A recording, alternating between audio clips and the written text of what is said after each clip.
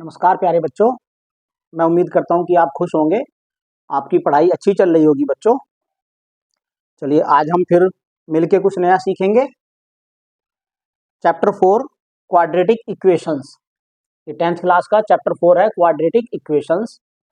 बच्चों मैं हमेशा कहता हूं किसी भी चीज को समझने के लिए आपको उसको वर्ड टू वर्ड समझना है, याद कुछ नहीं करना, केवल समझना है। क्वाड्रेटिक इक्वेशन क्या है भाई? ये क्वाड्रेटिक इक्वेशन, क्वाड्रेटिक उसे कहते हैं जिस इक्वेशन की डिग्री 2 हो, तो ऐसी इक्वेशन को क्वाड्रेटिक इक्वेशन कहते हैं। जैसे बच्चों 2x² + 5 = 0, 1/2 x + x² - 7 = 0, 3x = 5 x⁴ इन तीनों इक्वेशन को आप ध्यान से देखिए। इन तीनों ही इक्वेशन में यहाँ पे भी x⁴ है मैक्सिमम पावर, इस इक्वेशन में भी x की मैक्सिमम पावर जो है वो 2 है, इस इक्वेशन में भी x की मैक्सिमम पावर 2 है। हमें मैक्सिमम पावर को देखना है। तो अगर किसी इक्वेशन में मैक्सिमम पावर 2 होती है तो उसे हम क्वाड्रेटिक इक्वेशन कहते हैं। ठीक है बच्चों? हाँ, अब मैं आपके सामने एक इसकी स्टैंडर्ड फॉर्म लिखता हूं बच्चों। किसी भी काम को, किसी भी चीज को करने के लिए एक स्टैंडर्ड तरीका होता है, तो इसी तरह से क्वाड्रेटिक इक्वेशन को लिखने के लिए भी एक स्टैंडर्ड फॉर्म होती है। आपने इन तीनों ही एग्जाम्पल को देखा, ये अलग अलग तरीके से लिखे हुए हैं। इन दोनों में इक्वल टू के आगे 0 है और इसमें इक्वल टू के आगे 5x² है। तो इन तीनों को लिखने का तरीका हम कह सकते हैं कि अलग अलग है। तो इसीलिए हमें एक स्टैंडर्ड फॉर्म बताई गई है, जो सबको एक लिखने का तरीका एक यूनिक हो, तो उसे स्टैंडर्ड फॉर्म बोलते हैं बच्चों। क्वाड्रेटिक इक्वेशन की स्टैंडर्ड फॉर्म जो होती है वो होती है x² + bx + c = 0। अब इसमें बच्चों x जो है वो तो वेरिएबल है, a b c कांस्टेंट है। a b c are real numbers. Constant जो होते हैं बच्चों वो रियल नंबर्स ही होते हैं। कोई भी रियल नंबर हो सकते हैं A B C. Real number का मतलब पॉइंट का डेसिमल वाला नंबर भी हो सकते हैं और फ्रैक्शन वाला भी और होल नंबर भी हो सकते हैं। बस इसमें बच्चों A0 नहीं हो सकता, A0 इसमें नहीं हो सकता, B और C 0 हो सकते हैं। अब आप सोच रहे होंगे कि ये क्या डेफिनेशन है, A0 क्यों नहीं हो सकता भाई? इसका भी बच्चों मैं आपको रीजन बताता हूं। अगर A0 हो जाएगा तो आप यहाँ पे देखो, अगर मैं समझाता हूं आपको। अगर मैं A को ले लूं 0, B को ले लूं 1 और C को ले लूं 2, तो हमारी इक्वेशन क्या बनेगी बच्चों? ये जब इसमें हम A0 पुट करेंगे तो ये तो 0 बन जाएगा, प्लस BX, B की जगह 1 पुट करेंगे तो ये आएगा 1x, प्लस C की जगह 2 पुट करेंगे इक्वल टू 0, यानी कि ये बन जाएगी x + 2 = 0। अब ये बच्चों इक्वेशन तो है, लेकिन ये लीनियर इक्वेशन नहीं है। सॉरी, ये लीनियर इक्वेशन है, ये क्वाड्रेटिक इक्वेशन नहीं है। क्योंकि क्वाड्रेटिक इक्वेशन में x की जो पावर है वो 2 होती है और यहाँ पे x की पावर 1 है। तो ये इक्वेशन तो है, ये लीनियर इक्वेशन है, तो ये क्वाड्रेटिक इक्वेशन नहीं है। तो A0 नहीं होना चाहिए, B और C 0 हो सकते हैं। तो ऐसी सब इक्वेशन को हम क्वाड्रेटिक इक्वेशन बोलते हैं बच्चों। मुझे उम्मीद है आपको ये क्वाड्रेटिक इक्वेशन की जो डेफिनेशन है, पहचान है, ये आपको अच्छे से समझ में आ गई होगी बच्चों। यदि आपका फिर भी कोई डाउट रह जाए तो आप मुझे उसमें कमेंट में लिख देना, मैं उसको सोल्व करने का प्रयास करूंगा। अब हम पढ़ेंगे, मैं इसमें देख रहा हूं बच्चों कुछ और जरूरी चीज तो आपको बतानी नहीं है। हाँ, चलो अब हम बच्चों इसकी एक्सरसाइज शुरू करते हैं। एक्सरसाइज 4.1, एक्सरसाइज 4.1 का पहला क्वेश्चन जो है वो कह रहा है check whether the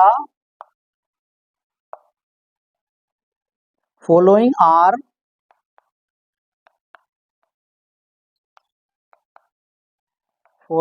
are quadratic equations or not, quadratic equations or not. हमें ये बताना है बच्चों। फर्स्ट पार्ट देखो, x+1 का whole square equal to 2 into x minus 3, ये इसका फर्स्ट पार्ट है।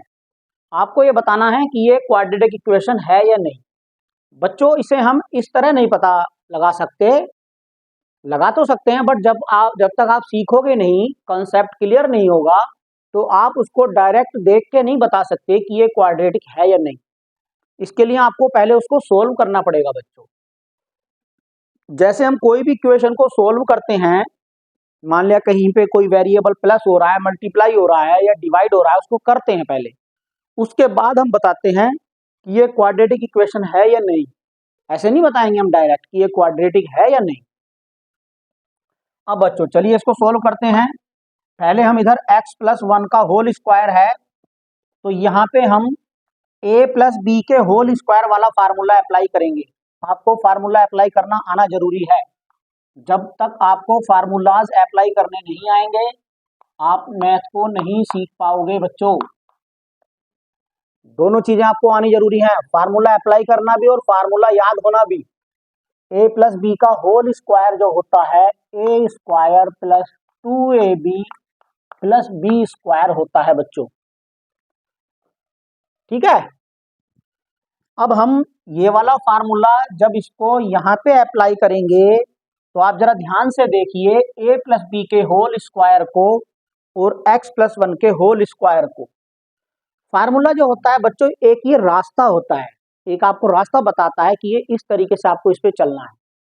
उसका यूज करके आपको इसकी वैल्यू निकालनी है, समझ रहे हो। तो ये फार्मूला है। कुछ बच्चे हो सकता है इसमें भी कंफ्यूज हो जाएं कि कई बार इस फार्मूला को ऐसे भी लिखा जाता है a² + b² + 2ab।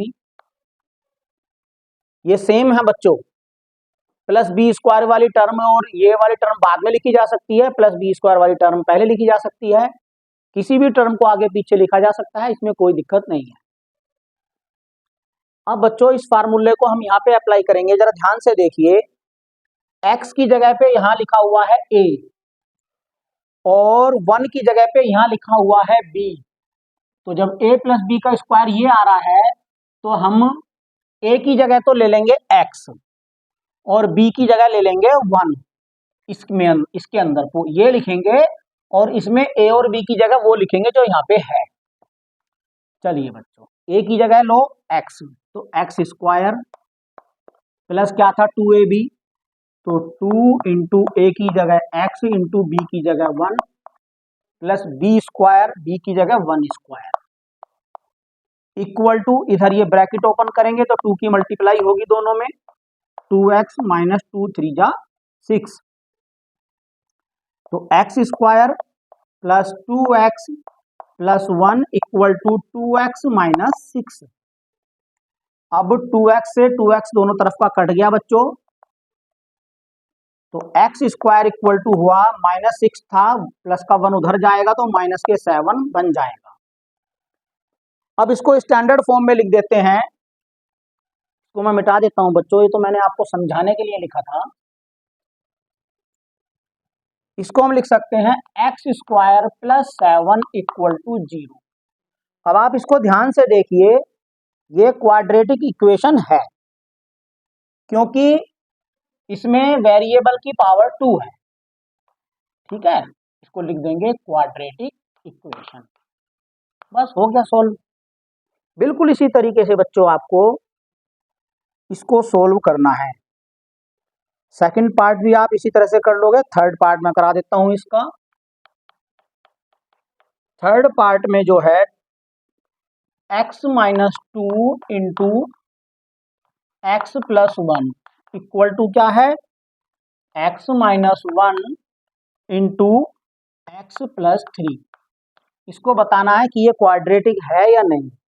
वैसे तो अगर हम इसको अब देख रहे हैं तो x की कहीं पे भी पावर 2 नहीं आ रही है, लेकिन हमें बच्चों पहले इसको सोल्व करना पड़ेगा, तब हमें पता चलेगा कि ये क्वाड्रेटिक है या नहीं। इसको सोल्व करने का तरीका ये है, ये भी ब्रैकेट के अंदर 2 टर्म वाला एक्सप्रेशन है, इसको बच्चों बाइनोमियल बोलते हैं, ये भी बाइनोमियल है। तो जब इनकी मल्टीप्लाई होती है बाइनोमियल की, बाइनोमियल में आपने पिछली क्लास में सीखा होगा, अगर आपने कहीं पे कुछ चीजों को ध्यान नहीं दिया है तो आपको इसको समझने में दिक्कत होगी, आप उसको रिवाइज कर सकते हैं। x की x में मल्टीप्लाई होगी तो x² आएगा, फिर x की 1 में होगी +1 में तो +x आएगा।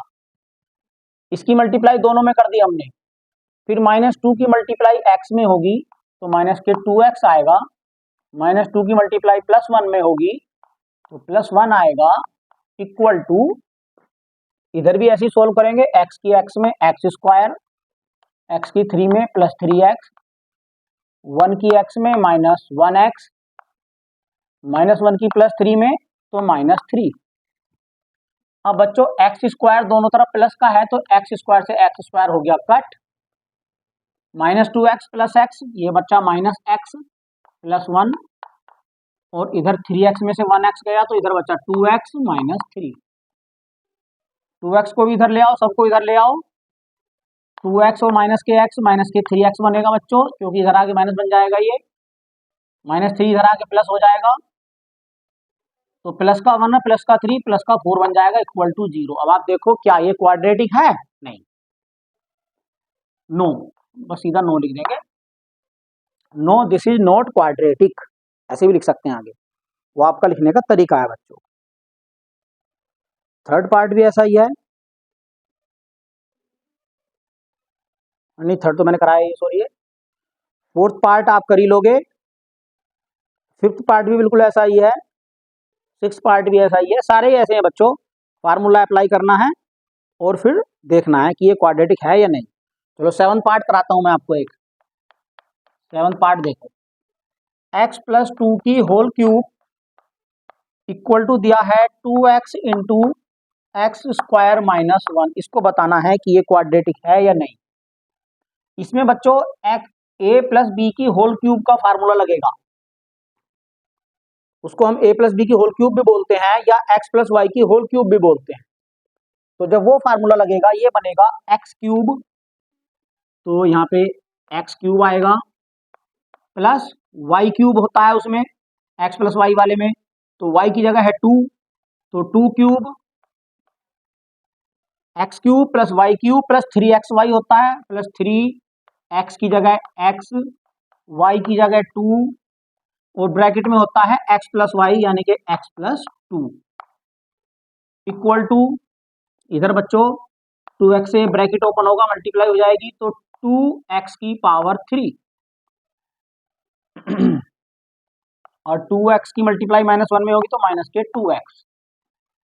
अब जरा बच्चा ध्यान से देखो, यहाँ तो x की पावर 3 है और यहाँ पे 2x की पावर 3 है, तो x की पावर 3 उधर जाएगा तो एक x की पावर 3 माइनस हो जाएगी, तो 1x की पावर 3 बचेगा, यानी कि इस इक्वेशन के अंदर x की पावर 3 रहेगा। जब x की पावर 3 रहेगा तो ये क्वाड्रेटिक नहीं है, फिर ये क्यूबिक इक्वेशन। जिस इक्वेशन की डिग्री 3 होती है उसे क्यूबिक इक्वेशन बोलते हैं, और जिसकी डिग्री 2 होती है उसे क्वाड्रेटिक इक्वेशन बोलते हैं। तो लिख देंगे this is not quadratic equation, this is not quadratic equation. मुझे उम्मीद है बच्चों आपको समझ में आ गया होगा। इसका थर्ड पार्ट भी बच्चों ऐसा ही है, ओ सॉरी थर्ड कह रहा हूँ, एट्थ पार्ट में क्वाड्रेटिक इक्वेशन बन जाएगी जब आप इसको सोल्व करोगे फार्मूला अप्लाई करके, तो ये हो जाएगा। मुझे उम्मीद है आप इसको कर लोगे।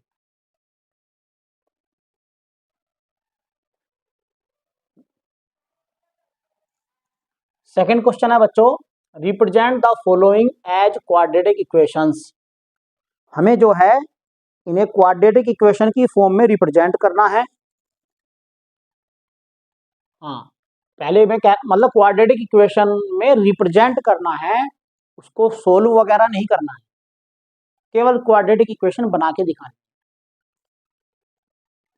अब बच्चों, the area of A rectangular plot, rectangular plot का मतलब है कोई ऐसा प्लॉट है जो रेक्टेंगल की शेप का है और उसका एरिया दे रखा है हमें 528 मीटर स्क्वायर। कोई रेक्टेंगुलर प्लॉट इस तरह का होता है बच्चों, इसका एरिया जो निकालने का फार्मूला होता है वो होता है लेंथ इंटू ब्रेथ। तो इसका एरिया दे दिया 528 metre square. The length is 1 metre more. इस बात को जरा अच्छे से समझना, जो लेंथ है वो 1 मीटर ज्यादा है देन ट्वाइस इट्स ब्रेथ, यानी कि जो इसकी ब्रेथ है उससे लेंथ 2 गुनी से भी 1 मीटर ज्यादा है, ये बात वो कह रहा है।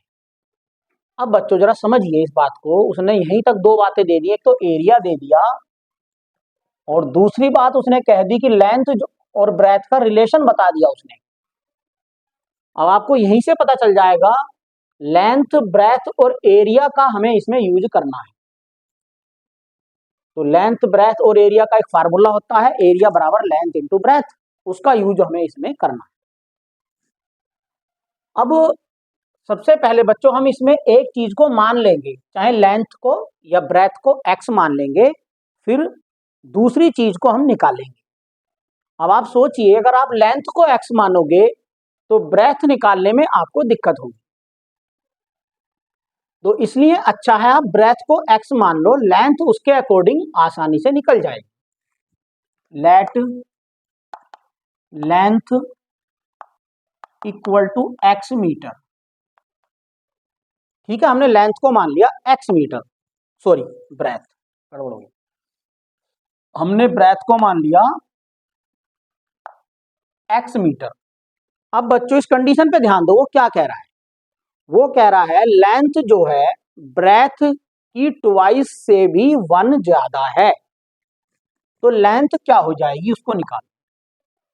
लेंथ जो हो जाएगी बच्चों हमारी 100, ये 100 का साइन होता है बच्चों, 2 पॉइंट नीचे एक पॉइंट ऊपर, इसको हम देयरफॉर भी कह सकते हैं, 100 भी कह सकते हैं, हेंस भी कह सकते हैं। ये तब लगता है जब ऊपर की बात से कोई नीचे की बात निकल के आ रही हो, इस वाले स्टेटमेंट से ये वाला स्टेटमेंट आ रहा हो तब हम इसका यूज करते हैं।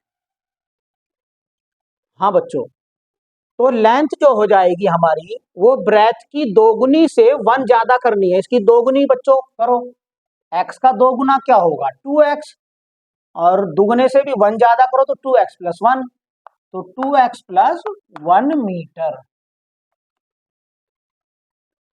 ये हो गई बच्चों इसकी लेंथ। इसको चलो मैं किया, हाँ ये हो गई इसकी लेंथ। अब लेंथ निकल गई, ब्रेथ निकल गई। अब बच्चों आप जानते हो length L into B equal to क्या होता है एरिया, यानी कि A। तो लेंथ है हमारी 2x प्लस 1, ब्रेथ है हमारी x इक्वल टू एरिया है हमारा 528। देखो बच्चों हमने L और B को x की वैल्यू में, x की टर्म्स में पुट कर दिया। जब हम इसको सोल्व करेंगे तो ये एक क्वाड्रेटिक इक्वेशन बन जाएगी। x की इसमें मल्टीप्लाई करो 2x स्क्वायर प्लस x की 1 में x, इसको इधर ले आओ माइनस 528 इक्वल टू 0। यही हमारा आंसर होगा, क्योंकि हमें क्वाड्रेटिक इक्वेशन को बनाना था, ना कि उसको सोल्व करना। मुझे उम्मीद है आपकी समझ में आ गया होगा बच्चों। आप इसको यहाँ पे लेंथ को x मान सकते थे, ब्रेथ को निकाल सकते थे, बट वो थोड़ा टफ पड़ता। चलो निकाल के दिखाता हूं। अगर मैं इसको दूसरे तरीके से करते बच्चों, कभी भी क्वेश्चन को रटना मत, कभी भी आपका तरीका अगर टीचर से भी अलग होगा तो आप मैथ को अच्छे से समझ रहे हैं। अगर आप हूबहू कॉपी कर रहे हैं बच्चों तो आप मैथ को अच्छे से नहीं समझ रहे। जो टीचर अच्छे से पढ़ाते हैं मैथ को, उनका खुद का तरीका भी हर बार सेम नहीं होता, वो खुद का भी तरीका बदलता है। आप मेरे से दोबारा इस सवाल को कराओगे या कोई और क्वेश्चन मैं करूंगा, हो सकता है एक तरीके से मैं एक बार करूं, दोबारा उसको दूसरे तरीके से करूं, तो ये दिखाता है कि हम चीजों को समझ के कर रहे हैं बच्चों। याद किसी के नहीं रहता, बस चीजों को समझना होता है। अगर हम इसकी लेंथ को मानते x, let length equal to x, तो ब्रेथ कितनी हो जाती बच्चों, जरा सोचो। आप अपना दिमाग लगाओ, मैं देखता हूं आपके दिमाग में आता है या नहीं आता। वो कह रहा है लेंथ जो है 1 ज्यादा है दुगने से ब्रेथ के, तो पहले तो इसमें से 1 माइनस करना पड़ता, x -1 कर दिया, ठीक है, और फिर इसका हाफ करेंगे, तब ये कंडीशन आएगी। चलिए बच्चों इसको सोल्व करते हैं। Length into breadth equal to area रखते हैं, तो x इंटू एक्स -1 अपॉन में 2 इक्वल टू क्या आ गया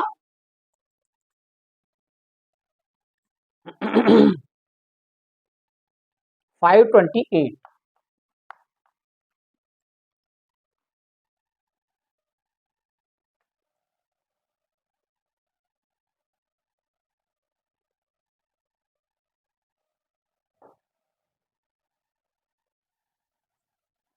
जब हम इसको आगे सोल्व करेंगे बच्चों, तो एक्स स्क्वायर माइनस एक्स तो आ गया, 2 की इधर मल्टीप्लाई होगी, तो ये बन जाएगा 2 8 जा 16, 2 2 जा 4 + 1 5 और 2 5 जा 10, 1056। तो x square minus x minus 1056 equal to 0। अब आ गई ये इक्वेशन। देखो बच्चों, यहाँ पे इक्वेशन हमारी अलग आई, यहाँ पे अलग आई हमारा, तो ये वाला आंसर तो हमारा डिफरेंट आ गया। लेकिन बच्चों अगर हम इसकी लेंथ और ब्रेथ निकाल लेंगे ना दोनों कंडीशन में, इससे भी और इससे भी सेम आएगी। चाहे आप सोल्व कर लेना, अगर आपको आता हो, मैं अगली एक्सरसाइज में समझाऊंगा सोल्व करना क्वाड्रेटिक इक्वेशन को। तो इससे भी लेंथ ब्रेथ सेम आएंगी। इक्वेशन अलग इसलिए आई है क्योंकि यहाँ पे हमने ब्रेथ को x लिया है, यहाँ पे हमने लेंथ को x लिया है, लेंथ ब्रेथ बदल गई तो इक्वेशन का फॉर्म बदल गया। तो जो x की वैल्यू यहाँ पे निकल के आएगी वो तो लेंथ आ जाएगी, बड़ी आएगी, वो यहाँ पे x की वैल्यू जो निकल के आएगी वो छोटी आएगी, वो ब्रेथ आएगी। समझ रहे हो, यही तो है मैथ, कितने मजे का है। दोनों से ही सेम आंसर आएगा, चाहे आप करके देखना।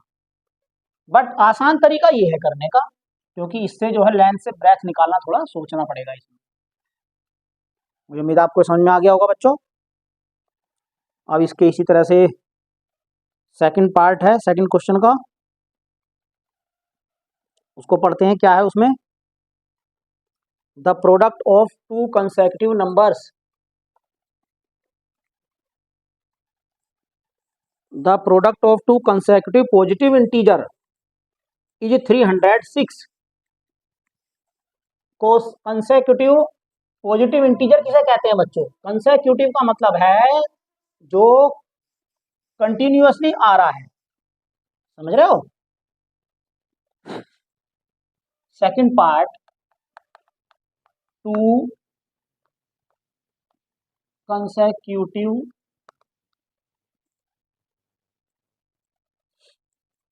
Product of, the product of 2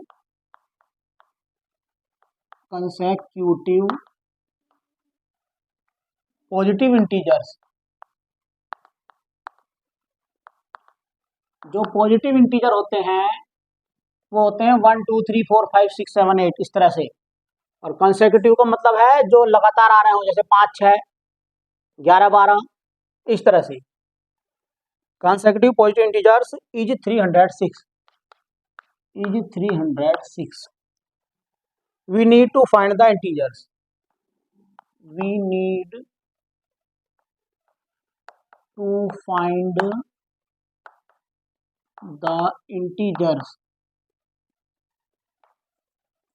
solution. देखो बच्चों, 2 कंसेक्यूटिव पॉजिटिव इंटीजर हैं, पहला ले लिया हमने x, let first integer equal to x। अब बच्चों सोचिए, देन सेकंड इंटीजर, जब कोई भी दो कंसेक्यूटिव हैं तो अगर हमें पहला निकाल लिया है तो उससे अगला जो आएगा उसमें सीधा सीधा +1 हो जाएगा। ठीक है, कंसेक्यूटिव इंटीजर जो है +1 होते चले जाते हैं, तो ये बन जाएगा x + 1। अब इन दोनों का प्रोडक्ट दे रखा है 306। प्रोडक्ट का मतलब होता है बच्चों multiply, x × 3 x + 1 = 306।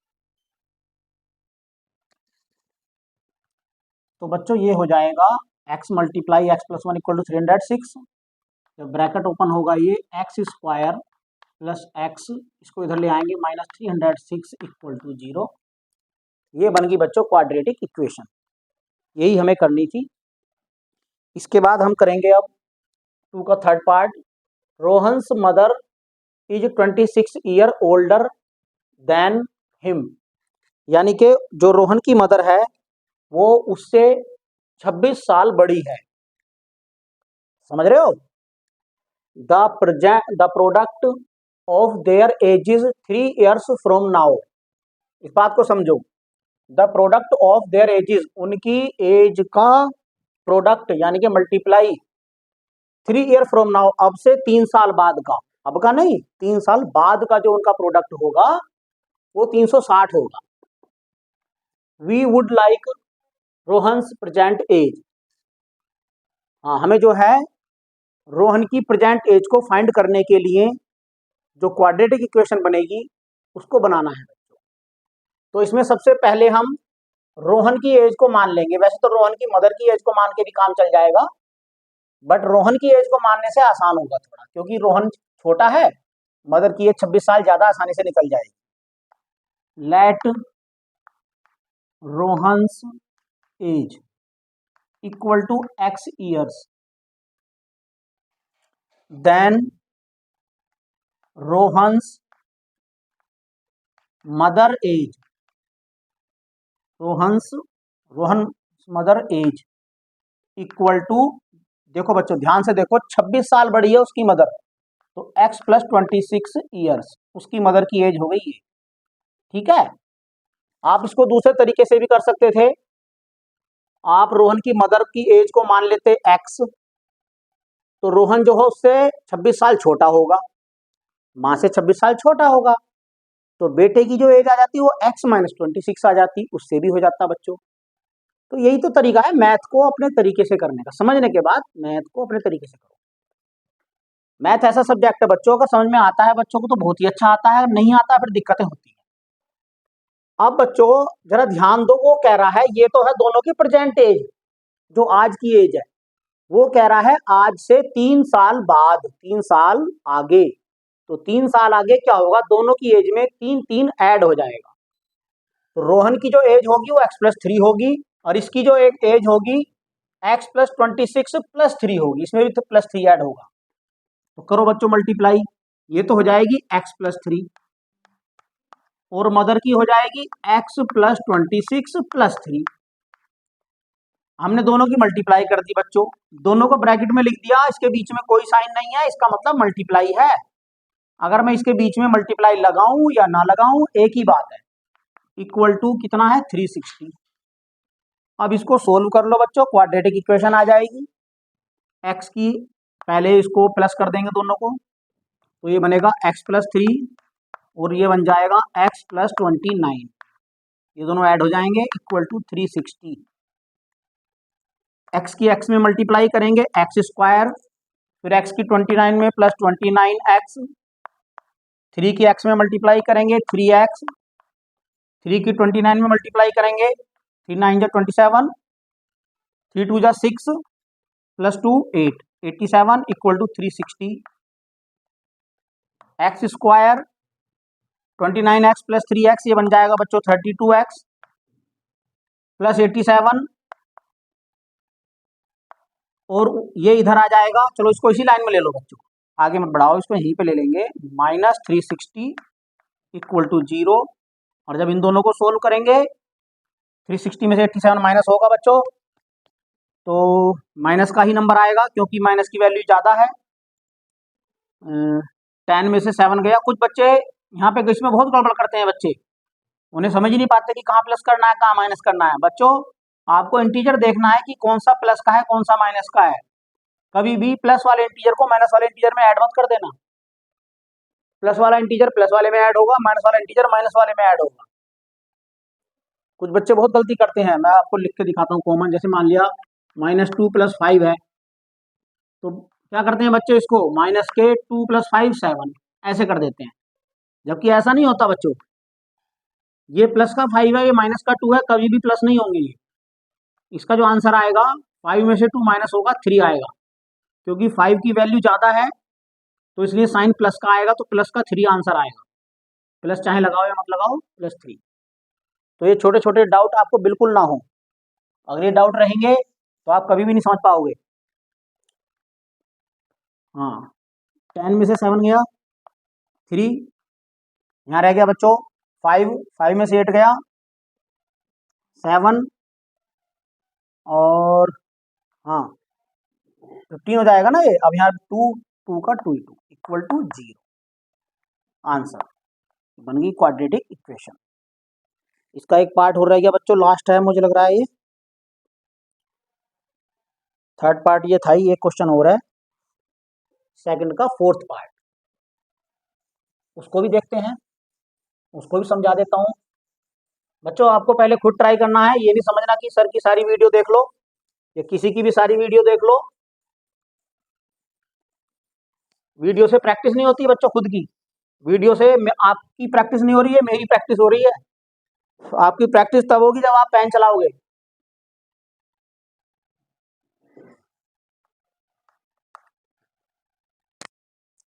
A train travels a distance of 480 kilometre at a uniform speed. कोई ट्रेन है, चलो मैं लिख देता हूं क्वेश्चन।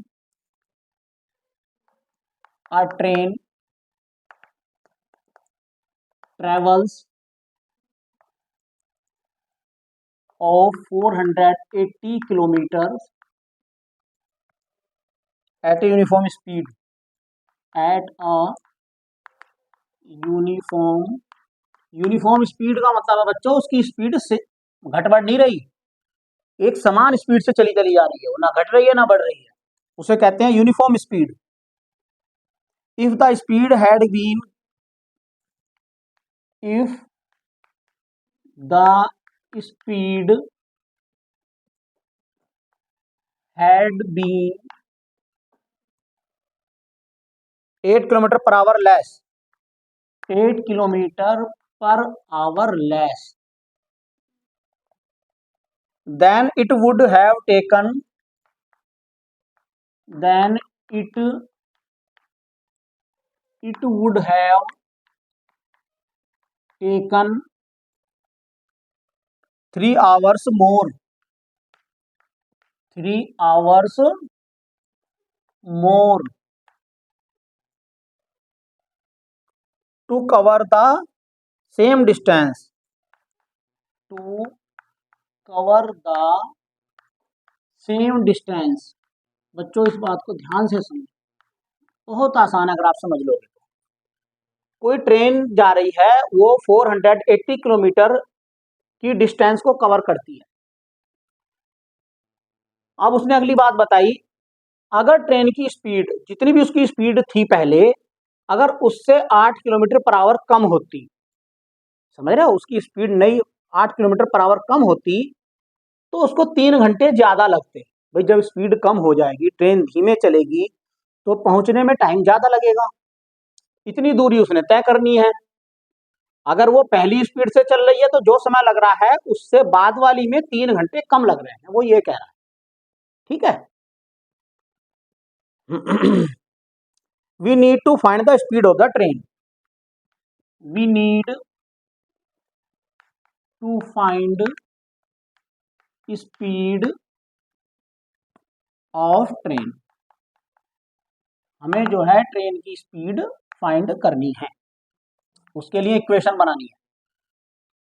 चलो बच्चों देखते हैं, इसमें जो चीज आपसे पूछी होती है उसी को माना जाता है। जनरली भाई ट्रेन की स्पीड पूछी है तो इसी को हम x मान लें। लेट स्पीड ऑफ ट्रेन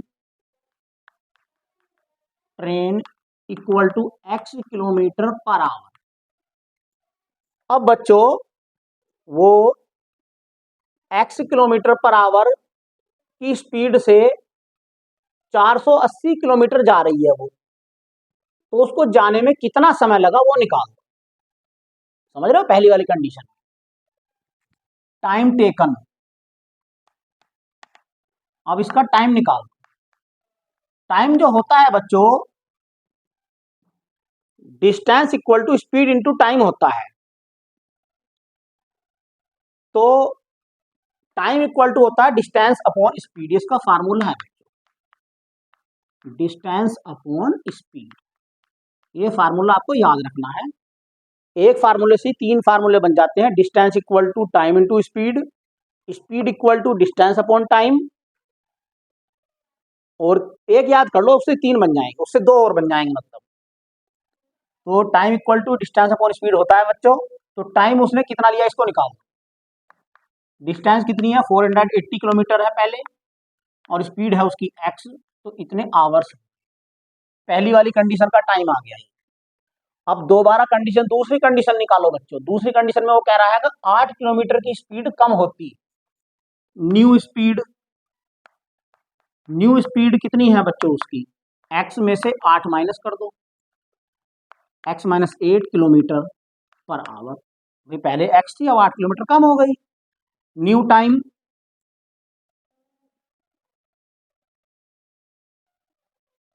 चलो न्यू टाइम टेकन निकाल दो। New time taken, new time taken क्या हो जाएगा, सेम वही formula, distance upon speed. Distance तो उतनी है, सेम ही है 480, स्पीड उसकी थोड़ी घट गई है, x माइनस 8 आ गया किलोमीटर पर आवर। ये आया नया टाइम। पहला टाइम ये था, सॉरी गड़बड़ हो गई, ये टाइम है किलोमीटर पर आवर नहीं है, तो ये बच्चों आवर में आएगा। ये आया नया वाला टाइम। अब आप इसको ध्यान से देखो, ये टाइम घट गया। आप सोच रहे हो कि ये तो बढ़ गया शायद, हाँ सॉरी घटा नहीं है, बढ़ गया है। 3 घंटे कह रहा है ना, बढ़ गया ना। जब स्पीड घटेगी तो टाइम बढ़ेगा, तो ये टाइम बच्चों बढ़ गया। अब आप सोच रहे होगे ये बढ़ कैसे गया भाई। जब नीचे वाला डिनोमिनेटर घट जाता है तो उसका आंसर बढ़ जाता है। एक्स जो है 8 कम हो गया, तो ये पूरी जो वैल्यू आएगी इससे जब बड़ी होगी। अब वो कह रहा है इससे कितनी बड़ी है, ये 3 आवर ज्यादा है। तो अगर मैं इसमें से इसको माइनस कर दूं तो 3 आ जाएगा, यानी कि 480 upon x minus 8 minus 480 upon x equal to 3। This minus this equal to 3। समझ रहे हो। अब इसको सोल्व कर लो बच्चों, क्वाड्रेटिक इक्वेशन बन जाएगी। जब इन दोनों का एलसीएम लेंगे तो x माइनस 8 इंटू एक्स आएगा, x माइनस 8 इंटू एक्स आएगा। ऊपर क्या आएगा, x माइनस 8 से इसको डिवाइड करेंगे तो x बचेगा, x की इसमें मल्टीप्लाई हो जाएगी, तो 480 इंटू एक्स आ जाएगा। ये वाला माइनस का साइन आएगा। अब x से डिवाइड करो एलसीएम को। बच्चों प्रोसीजर वही है, जैसे आप फ्रैक्शन को प्लस माइनस करते हो ना एलसीएम लेके, सेम है ये भी। बस आपको छोटे छोटे कंसेप्ट क्लियर होने जरूरी है, डाउट्स क्लियर होने जरूरी है।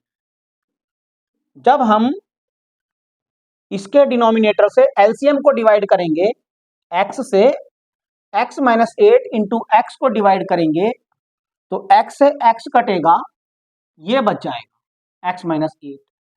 फिर x माइनस 8 की इसमें मल्टीप्लाई करेंगे तो 480 तो रहेगा ही, ये x माइनस 8 भी आ जाएगा इक्वल टू 3, सेम रहेगा।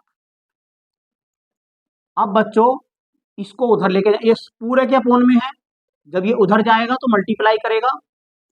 कुछ बच्चे एक जो कॉमन गलती करते हैं उसको मैं बता दूं। सपोज करो कहीं पे 1/2 माइनस एक्स इक्वल टू 5 है, तो कुछ बच्चे क्या गलती कर देते हैं, इस 2 को उधर ले जाते हैं, यहीं पे ऊपर कर देते हैं 1 - x = 5 × 2। ऐसे भी बहुत बच्चे गलती करते हैं, तो 2 उधर जाके मल्टीप्लाई में हो गया। बच्चों ऐसा नहीं होता। ऐसा क्यों नहीं होता? क्योंकि 2 अकेले 1 के अपोन में है। अगर ये 2 दोनों के अपोन में होता तब ये हो जाता। यहाँ पे ये जो अपोन में है ये पूरे के अपोन में है, तो ये इसलिए पूरा उधर जाएगा, तो ये पूरा इसको मल्टीप्लाई करेगा। मुझे उम्मीद है आपको ये डाउट क्लियर हो गया होगा। तो ऊपर क्या बचेगा बच्चों, ये 480x माइनस 480 से ब्रैकेट ओपन होगा, तो माइनस के 480x और माइनस माइनस प्लस बन जाएगा 8 0 जा 8 8 जा 64, 8 4 जा 32 + 6 38। ठीक है बच्चों, आप इसको उधर ले जाएंगे तो ये भी मल्टीप्लाई कर देगा उधर जाके 3x × x - 8। मल्टीप्लाई में चाहे x पहले लिख दो या बाद में लिख दो, कोई फर्क नहीं, हमने पहले ले लिया, इसमें कोई फर्क नहीं बच्चों। जैसे 2 × 5 को 5 × 2 लिख सकते हैं, इसी तरह से 2 × x को x × 2 लिख सकते हैं, कोई दिक्कत नहीं है, ये सेम है।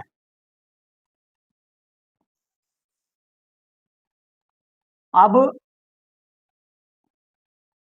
480x माइनस के 480x ये दोनों कट जाएंगे बच्चों, सेम है, एक प्लस का एक माइनस का, तो 3840 बचा, 3840 इक्वल टू हाँ 3 से कट जाएगा, इक्वल टू 3x × x - 8। ये हो गया। अब 3 से बच्चों ये कट जाएगा, तो इसको यहीं पे काट दो। कुछ बच्चे इसको अंदर मल्टीप्लाई कर देते हैं तो उससे थोड़ा लेंथी हो जाता है ये, तो ये तरीका ठीक है। 3 से अगर कट रहा है इसको यहीं पे काट दो। 3 1 जा 3, 3 2 जा 6, 3 8 जा 24, 3 0 जा 0, 1280 इक्वल टू दिस, तो 1280 इक्वल टू x की x में मल्टीप्लाई x² - 8x। इसको इधर लाने के बजाय इसको उधर ले जाओ, तो ये बनेगा 0 इक्वल टू दिस, या फिर दिस इक्वल टू 0 एक ही बात है, चलो 0 ले लो यहाँ। 0 इक्वल टू x² - 8x - 1280। ठीक है बच्चों, ये भी क्वाड्रेटिक इक्वेशन है भाई, 0 और ये बराबर है, तो हम इसको ऐसे भी लिख सकते हैं, x² - 8x - 1280 इक्वल टू 0। इस पूरे को इक्वल टू से पहले ले लिया, 0 को इक्वल टू के बाद ले लिया, कोई दिक्कत नहीं है, कोई भी पहले कोई भी बराबर ले लो। इक्वल टू में अगर x बराबर y है तो y बराबर x, हम ये कह सकते हैं। तो ये भी क्वेश्चन हो गया है बच्चों। अब ये एक्सरसाइज आपकी पूरी हो गई है, मुझे उम्मीद है आपको समझ में आ गया होगा। मैं आपको फिर से शुभकामनाएं देता हूँ बच्चों, आपकी पढ़ाई अच्छे से चलती रहे, आप खुश रहो। और बच्चों अगर आपको वीडियो समझ में आ रही है तो चैनल भी सब्सक्राइब भी कर दो। ठीक है, थैंक यू बच्चों।